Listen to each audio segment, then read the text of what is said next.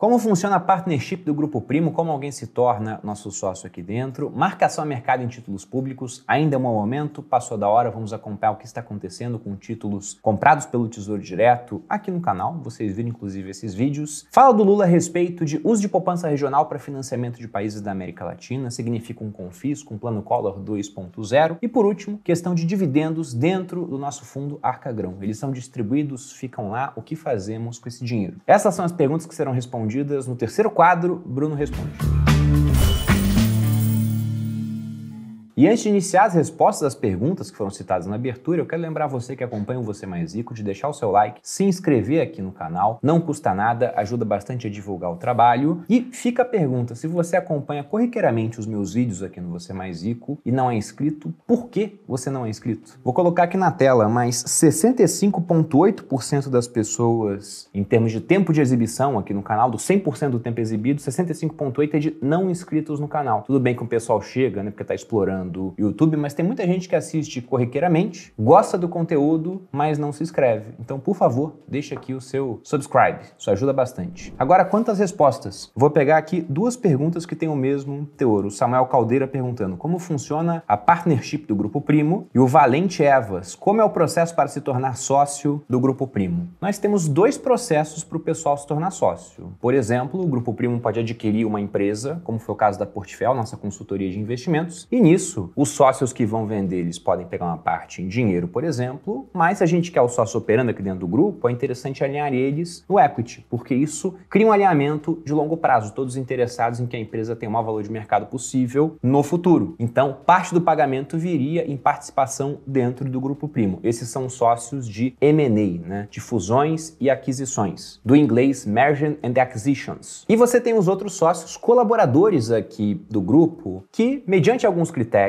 que geralmente são batidos pelo board do grupo semestralmente, podem ter o direito de comprar uma parte da empresa. E isso é a nossa partnership. Como que funciona? Nós criamos uma holding que controla o Grupo Primo operacional. Nós temos um sócio, que é a XP, é dono de uma parte, a holding é dona do restante. E para ser elegível a poder comprar uma parte dessa holding, né, ingressar na nossa partnership, nós temos basicamente 4 critérios que são batidos semestralmente pelo board do grupo, sócios mais relevantes.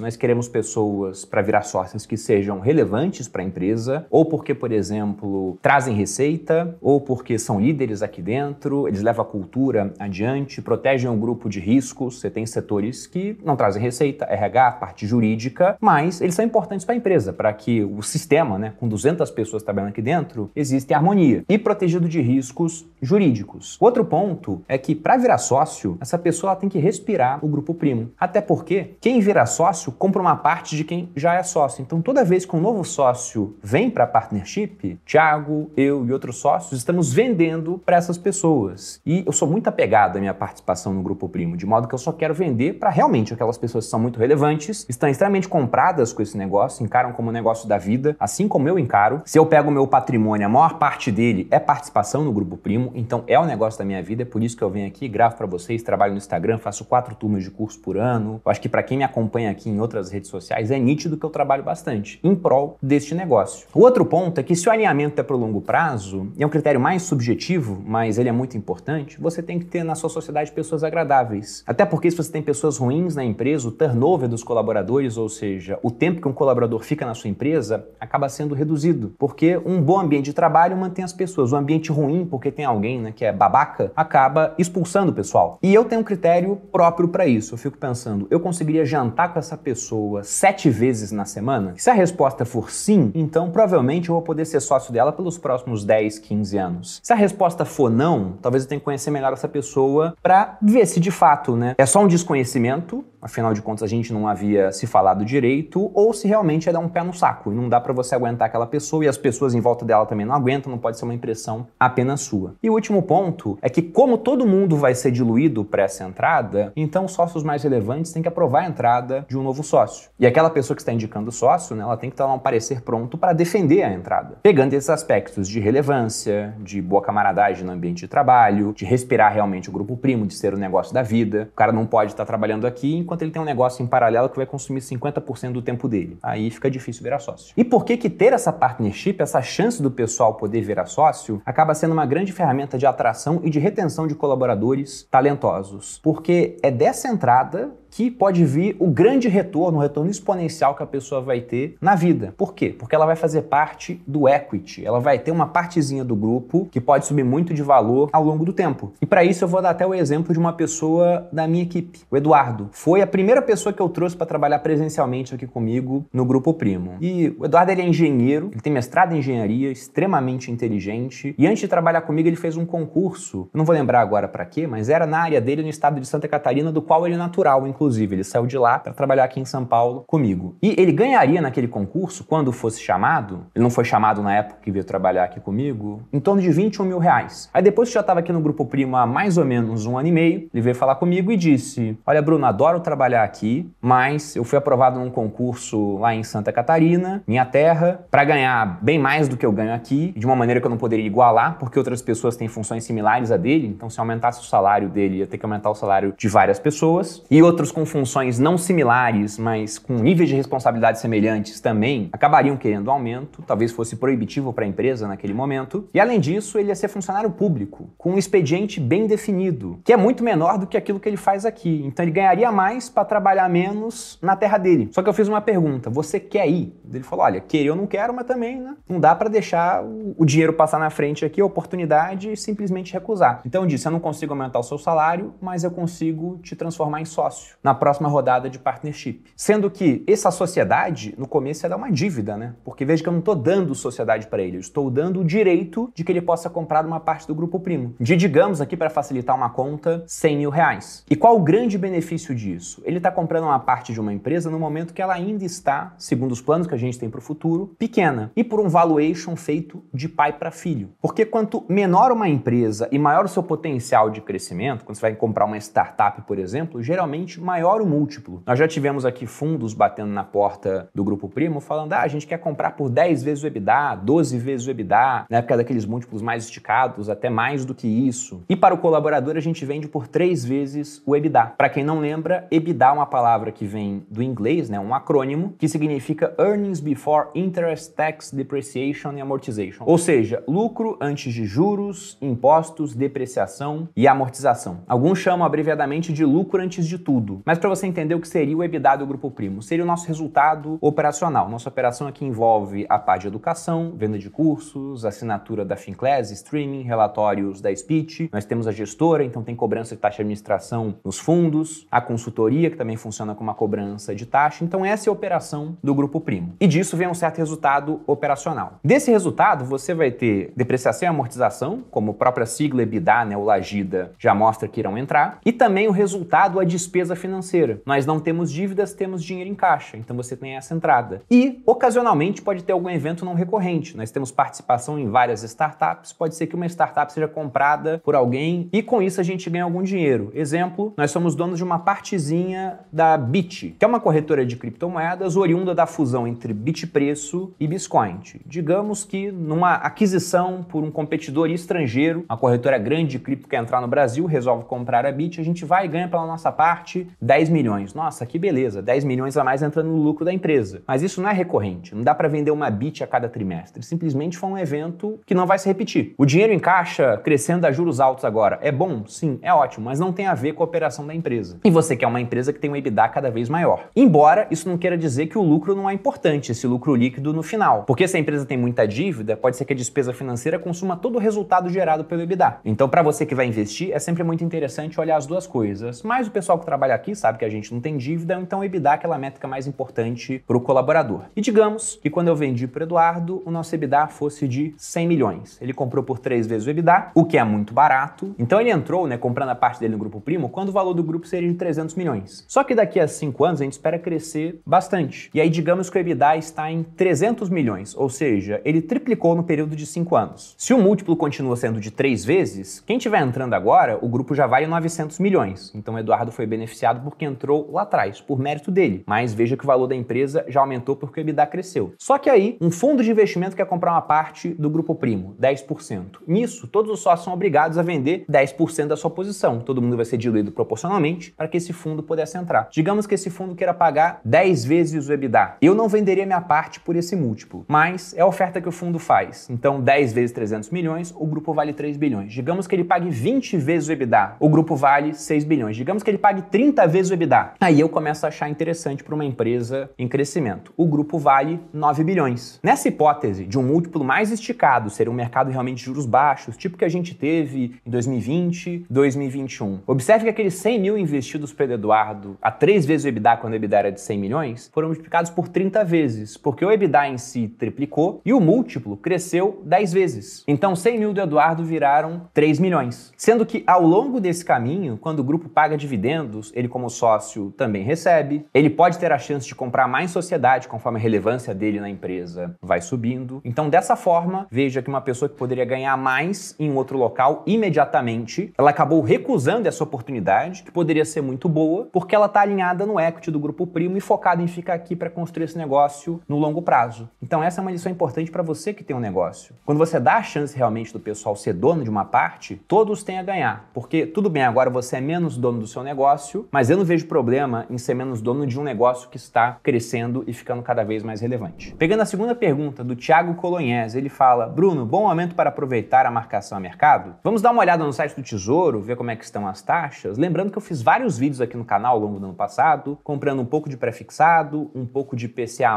de longuíssimo prazo, né, 2045, e bastante IPCA+, 2026, que agora inclusive não está mais disponível para compra, mas eu posso manter na minha carteira até o vencimento se eu quiser. Então, observando primeiro as taxas, vejo que as taxas caíram bem, né? Pré-fixado 2026 pagando 10,85, os outros todos abaixo de 11,5. IPCA, você não encontra mais pagando acima de 6% e deu para comprar pagando mais de 6,5%. Se a gente vem aqui em histórico de preços e taxas, nós conseguimos ver a redução da taxa ao longo dos últimos dias. Eu não vou colocar título por título, mas em todos você teve uma queda bem grande ao longo dos últimos 30 dias, em vários ao longo dos últimos 90 dias. Então, o que aconteceu com quem comprou os títulos há pouco tempo? Essa pessoa provavelmente está com ganho na marcação a mercado. Quem comprou há mais tempo, aí tem que ver a taxa que a pessoa pagou no título. Então, para dar um exemplo, eu vou entrar aqui na área logada do Tesouro. Dentro dessa área, repare que eu tenho os títulos todos que eu comprei. Se eu olho, todos estão com ganho nesse momento, mas isso não significa que eu estou com ganho na marcação a mercado. Pegando, por exemplo, aqui minha maior posição, Tesouro IPCA+,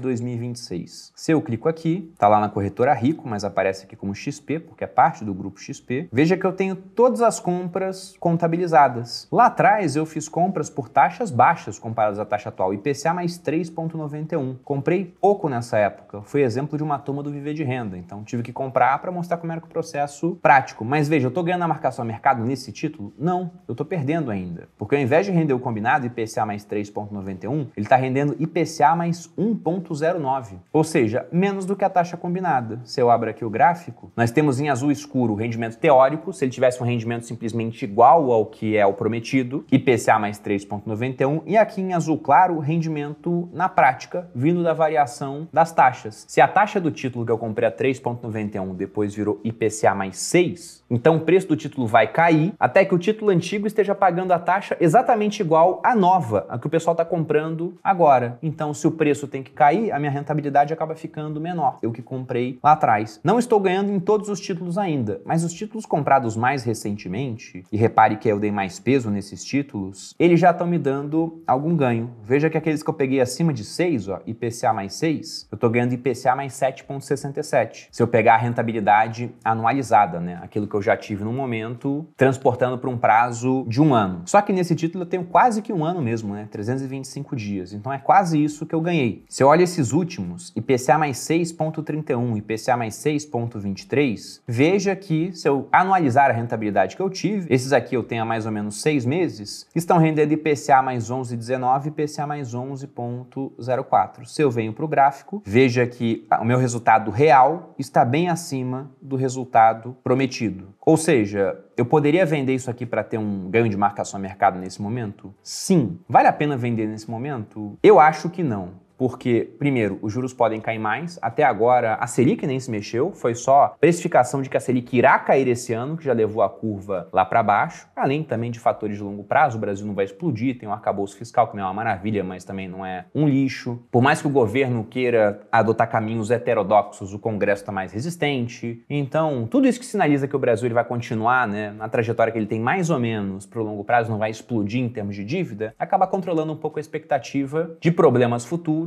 e a curva de juros de longo prazo, aquela que tem lá a ponta longa, né, daqui a 15, 20, 30 anos. Então acho que essa taxa pode cair mais. Além do que, se eu vender agora, eu não vou ganhar muita coisa, porque veja que minha alíquota de imposto ela também está alta ainda, né? Nenhum desses títulos chegou até a alíquota de 15%, o que até é um ponto interessante. Talvez a melhor forma de ganhar com marcação a mercado não seja comprando título público direto, mas sim um ETF, que vai ter uma posição em títulos públicos, geralmente uma carteira diversificada, como o ETF IMAB11, que vai ter uma ponta longa, e aí você pode vender 30 dias depois de comprar, se tiver com um ganho interessante, e o teu imposto vai ser de 15% e não de 22,5%. Sendo que aqui com 30 dias nós estaríamos chegando no zero do IOF, mas com menos de 30 tem IOF, e começa em 96% e vai caindo até que no 30º dia é zero. Mas o que eu estou fazendo agora, nesse momento, é simplesmente esperando, não estou realizando o ganho de marcação a mercado ainda. Poxa, eu que eu não comprei lá atrás, essa taxa ali é atrativa, IPCA mais 5 alguma coisa, historicamente, eu julgo sim uma taxa atrativa. Pré-fixado acima de 2 dígitos, até acho interessante, mas eu não gosto muito de pré-fixados, principalmente aqueles de prazo mais longo, porque isso aqui é Brasil. Se você pega histórico de inflação, bom, não é nada trivial o que pode acontecer aqui no Brasil em termos de inflação.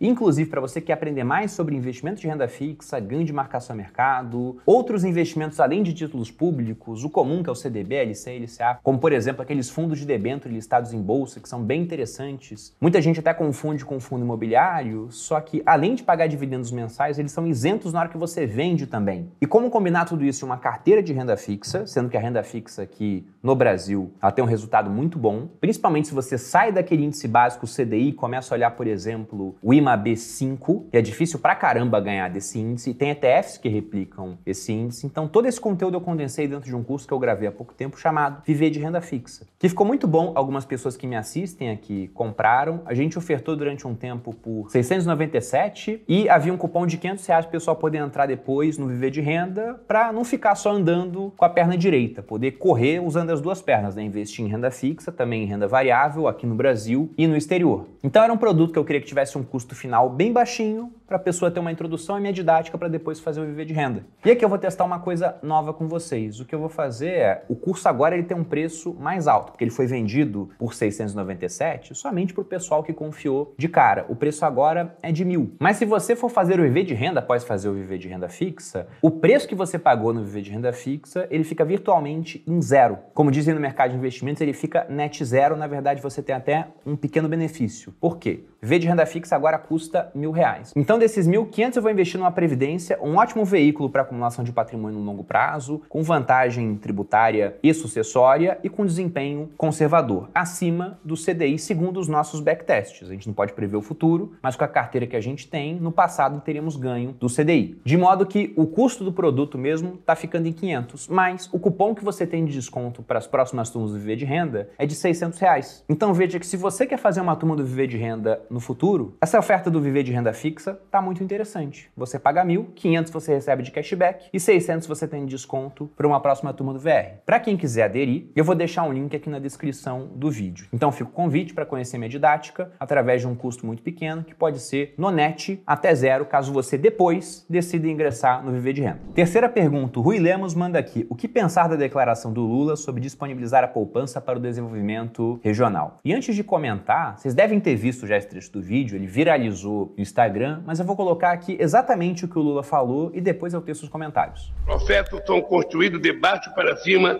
ou não são viáveis e estarão fadados ao fracasso.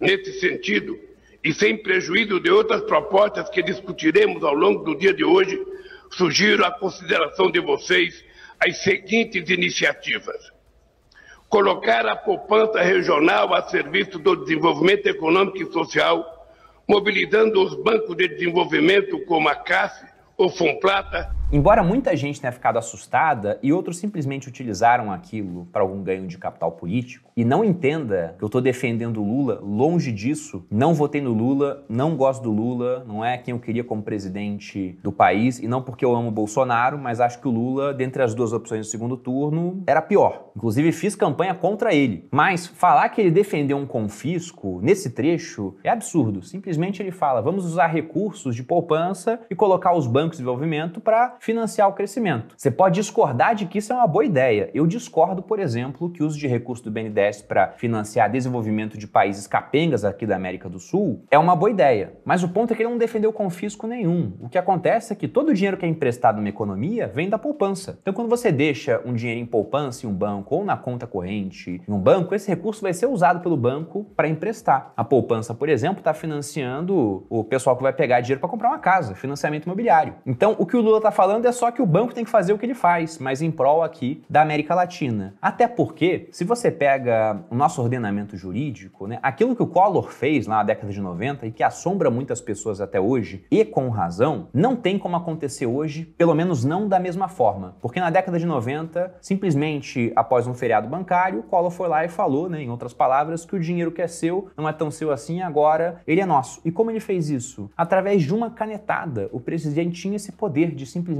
aprovar um sequestro de poupança. E hoje, o Lula teria o mesmo poder? Não. Após a emenda constitucional número 32 de setembro de 2001, o presidente não poderia fazer isso. Essa ideia teria que passar pelo Congresso. E no momento que ela vai para o Congresso, a mídia toda iria noticiar. Com a mídia noticiando, se esse trecho simplesmente já gerou um certo pânico, imagina a mídia corroborando a ideia e falando, olha, estão pensando em fazer um confisco. Todo mundo iria na hora para os bancos. Essa corrida aos bancos seria extremamente ruim para a economia, porque bancos vivem de emprestar mais dinheiro do que possuem. Então teríamos bancos com sérios problemas. De modo que antes de acontecer um confisco, já seria uma ideia horrorosa. Até porque lá atrás o Collor fez isso com a expectativa de que menos dinheiro circulando pela economia resolvesse o problema do Brasil naquela época. Pré-Plano Real, que era um problema de hiperinflação. Resolveu? Não, porque o governo continuou gastando dinheiro, ele não foi confiscado. E não só não resolveu, como ainda piorou o problema, porque o Brasil entrou em recessão. Porque o pessoal fala, é só comprar ações então, porque as empresas, né, as ações das empresas não foram confiscadas. Só que o dinheiro em conta bancária das empresas foi. Aí tem uma empresa com 100 pessoas para pagar, tava com tudo separadinho, de repente o governo vai e toma. Aí o governo fala, o teu dinheiro não é mais seu, mas toma aqui uma linha de crédito, a juros bem camaradas. Praticamente o governo quebrou as pernas das pessoas e depois alugou a muleta. Então foi horrível, não resolveu na parte econômica e também na parte política. A imagem do Collor se deteriorou muito naquele período, tanto que ele iria sofrer um impeachment e só não sofreu porque renunciou antes. Tudo bem que o brasileiro não aprende, o Collor depois ele foi eleito por vários mandatos, senador, fez outras coisas na política, é relevante até hoje no âmbito político. Mas isso nunca ficou apagado da imagem dele, nunca. E nunca será apagado. Então, não deu certo em termos econômicos, não deu certo em termos políticos, não há por que ser repetido. Poxa, Bruno, mas aqui o Brasil é o país do improvável, né? Coisas que não deram certo são frequentemente repetidas. Eu acho que isso não seria repetido. Mas, se você quer se proteger, entenda que ter todo o seu dinheiro no país, bom, você estaria à mercê disso. O que estaria protegido? Dinheiro em outra jurisdição e criptomoedas, que se corretamente armazenadas, não podem ser confiscadas, a não ser que você passe as palavras de acesso. E por último, aqui a pergunta do Eric_Bosco. A Arca pode ter alocação em ações e FIIs que retornam dividendos? Eles são repassados? Se você pega a nossa primeira previdência privada, o fundo Arca Grão, ele foi lançado com uma carteira diversificada. Ele tem 40% em alocação de renda fixa, inclusive esses 40% são praticamente a carteira do Arca Grão Renda Fixa, a nova previdência que nós lançaremos agora na segunda, e os outros 60% estão em renda variável. Então ele é um fundo que tem uma volatilidade boa. Em termos históricos, deve oscilar entre 7% e 9% de vol. Poxa, Bruno, então a queda máxima é 9%? Não. Ele pode ter quedas bem maiores do que isso. Então entenda que é um fundo que oscila. Se você é muito conservador, ou na sua previdência você quer ser conservador, embora corra risco em outras áreas, pode não ser o melhor fundo para você. Se você não tem problema com volatilidade e entende que no longo prazo uma carteira diversificada deve performar melhor, aí é um fundo interessante para que você possa colocar a sua previdência, porque tem uma taxa muito baixa e uma carteira que nos backtests costuma ir muito bem. No backtest de 3 anos, inclusive, ficava, se não me engano, em segundo entre todas as previdências com perfil similar. perfil multimercado. E nesse 60% em renda variável, você já tem 10% em fundo imobiliário, 30% em ações do Brasil e 20% acompanhando o S&P 500. Inclusive superando o S&P 500, porque a gente consegue um dinheiro de aluguel das cotas, então ele performa levemente acima do que o S&P costuma performar. E a questão dos dividendos? Todo mundo sabe, pelo menos que acompanha o canal há mais tempo, que fundo imobiliário paga dividendo mensalmente, que várias ações pagam dividendos trimestralmente, semestralmente, pelo menos uma vez no ano. Lá fora acontece a mesma coisa. Então, o que ocorre com o dinheiro dos dividendos? A previdência privada e fundos de investimento, de maneira geral, tirando,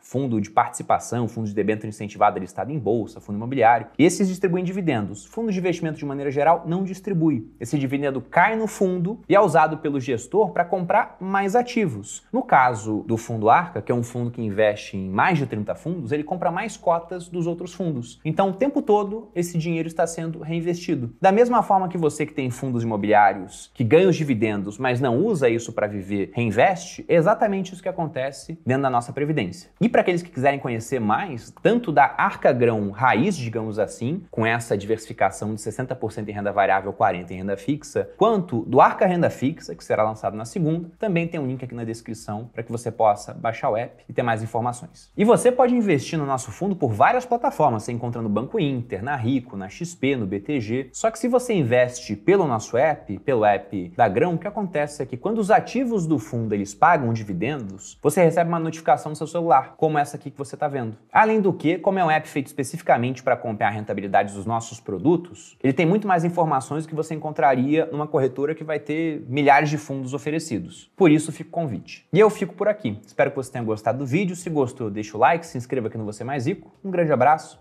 e até a próxima.